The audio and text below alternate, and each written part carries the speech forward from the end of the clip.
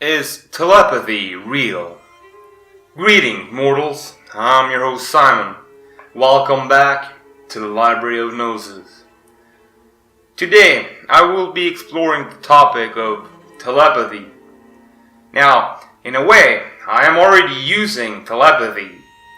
If your internal lexicon matches mine, then my thoughts can become yours through a series of small mouth movements.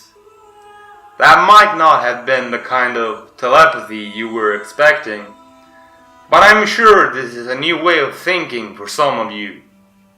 Now, if you want to explore the typical form of telepathy that we are familiar with, I will not disappoint. Rupert Sheldrake is a researcher that has explored the hidden connection our minds seems to share with each other. In his research on telepathy in animals, which is summarized in his book, Dogs That Know When Their Owners Are Coming Home, and also published in detail in a series of papers, the research has led Rupert to see telepathy as a normal rather than a paranormal phenomenon, as a natural aspect of communication between members of animal social groups. He sees psychic phenomena as an extension of biology, which is why he, as a biologist, is interested in them. Sheldrake thinks that animal telepathy is a consequence of the way that animal groups are organized by what Rupert calls, quote, morphic fields. His research seems to suggest that telepathy depends on the bonds between members of a group. For example, when a dog is strongly bonded to its owner, this bond persists even when the owner is far away. And he thinks this is the basics of telepathic communication. He sees telepathy as a normal, not a paranormal means of communication between members of animal groups. For example, many dogs know when their owners are coming home and start waiting for them by a door or a window. His experiments show that dogs still even when people set off at times randomly chosen by the experimenter and traveled in unfamiliar vehicles. Skeptics argue that the dogs were simply hearing the vehicle arrive due to their great hearing.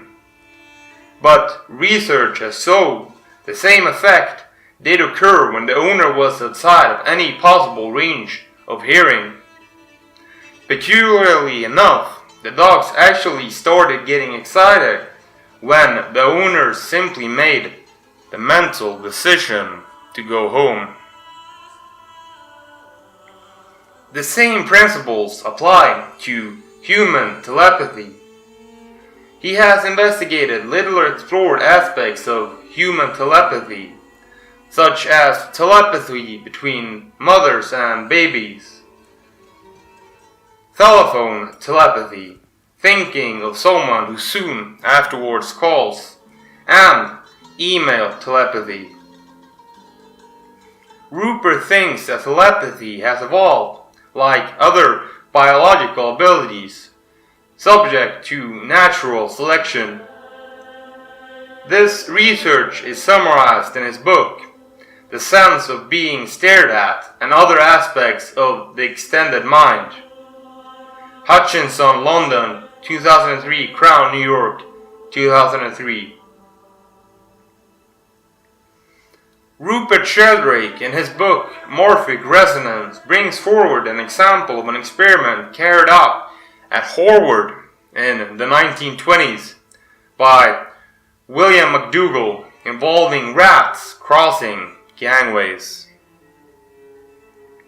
Quote, the experimental animals were white rats of the Wistar strain that had been carefully inbred under laboratory conditions for many generations. Their task was to learn to escape from a specially constructed tank of water by swimming to one of the two gangways that led out of the water. The, quote, wrong gangway was brightly illuminated, while the right gangway was not. If the rat left by the illuminated gangway, it received an electric shock. The two gangways were illuminated alternately, one on one occasion, the other on the next. The numbers of errors made by a rat before it learned to lead the tank by the non-illuminated gangway was a measure of its rate of learning. Some of the rats required as many as 330 immersions, involving approximately half that number of shocks before they learned to avoid the bright gangway. The process of learning was in all cases one which suddenly reached a critical point. For a long time, the animal would show clear evidence of aversion for the bright gangway, frequently hesitating before it, turning back from it, or taking it with a desperate rush, not having grasped the simple relation of constant correlation between bright light and shock. He would continue to take the bright route as often or nearly as often as the other. Then, at last, would come a point in his training at which he would, if he found himself facing the bright light, definitely and decisively turn about, seek the other passage, and quietly climb out of the dim gangway. After attaining this point, no animal made the error again of taking the bright gangway, or only in very rare instances. In each generation, the rats from which the next generation were to be bred were selected at random before their rate of learning was measured. Although mating took place only after they were tested, this procedure was adopted to avoid any possible conscious or unconscious selection in favor of quicker learning rats. This experiment was continued for 32 generations and took 15 years to complete. In accordance with the Lamarckian theory, there was a marked tendency for rats in successive generations to learn more quickly. This is indicated by the average number of errors made by the rats in the first 8 generations, which was over 56, compared with 49, 29, and 20 in the second, third, and fourth groups of each generations, respectively. The difference was apparent not only in the quantitative results, but also in the actual behavior of the rats, which became more cautious and tentative in later generations. Rupert Sheldrake, Morphic Resonance, The Nature of Formative Causation, 1981.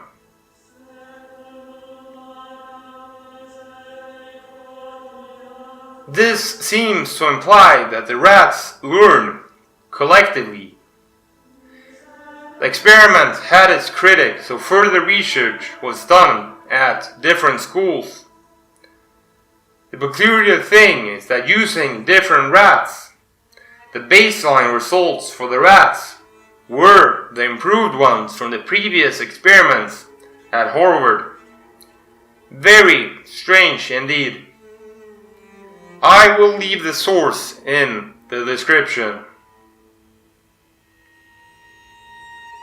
Rupert Sheldrake also brings up the example of birds flying together in a flock. When the group decides to turn, all the birds do it at the drop of a pin He brings up the fact that the individual bird does not have time to analyze their data through their neural cortex and then make the decision to turn. This would suggest a kind of collective overmind within the flock. Rupert refers to this phenomenon as a morphic resonance field. Rupert has also explored the innate sense we have of knowing when we are being stared at. He brings up an interesting example of, I believe it was a SAS recruits, being taught not to look at someone's back when sneaking up on them, for then they are apt to turn around and shoot you. A human example of collective learning would be the Flynn effect. The Flynn effect is the tendency of scores of IQ tests to go up every year. Now, this seems to support the idea of collective knowledge, brought to us by both conscious and unconscious means, making up the human experience as we know it. A kind of collective overmind that all humans share. Terence McKenna, who was a dear friend of Rupert Sheldrake, had a wonderful phrase to punctuate this. Things have to go through the formality of actually occurring. So, what do you think, dear listener? Do we all share a hidden connection? Thank you for listening. See you next time, mortal. Remember to hit that bell button to stay notified. Subscribe for more. Give it a like if you enjoyed it. And please feel free to share it. If you want to support my work, you can find me on Patreon at Library of Gnosis. You can find me on YouTube, Facebook, and Bitchute at Library of Gnosis. The audio versions of my broadcasts are available on Spotify, or wherever you get your podcast at Library of Gnosis. Music is produced by Coda from coded.music.